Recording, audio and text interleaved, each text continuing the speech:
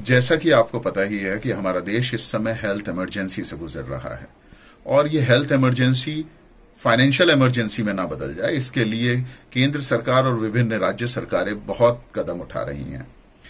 केंद्र सरकार ने अभी जैसे ही जितने भी एमपी लेड फंड है वो 2 साल तक ना देने का निर्णय लिया है और सारे एमपीज की सैलरी में भी 30% की कटौती का निर्णय लिया है।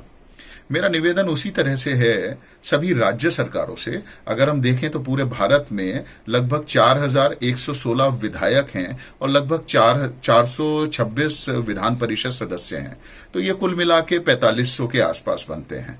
अगर और हमारे विभिन्न राज्यों में जो विधायक निधि दी जाती है वो कम से कम 1 करोड़ रुपए और अधिकतम मध्य प्रदेश में 4 करोड़ रुपए तक दी जाती है। तो अगर हम उस हिसाब से देखें तो करीबन 12-15 हजार करोड़ रुपए की विधायक निधि जो है वो राज्य सरकारें जिनका उपयोग कर सकती हैं। तो जैसा केंद्र सरकार ने निर्णय लिया है ऐसा ही निर्णय राज्य सरकारों को भी लेना चाहिए।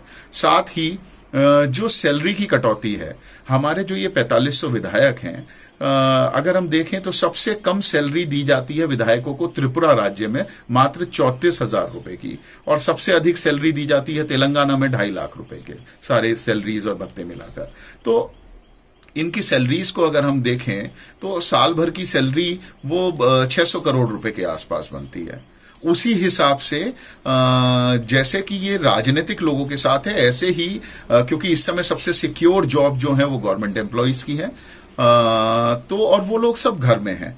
तो अगर हमारे देश में total 2 crore 15 lakh government employees हैं, जो स्टेट गवर्नमेंट एम्प्लॉइज और सेंट्रल गवर्नमेंट एम्प्लॉइज हैं, अगर वो सिर्फ 1 माह का वेतन भी अपना देते हैं तो वो 1 माह का वेतन भी वो 1 लाख करोड़ रुपए से ज्यादा का बनता है।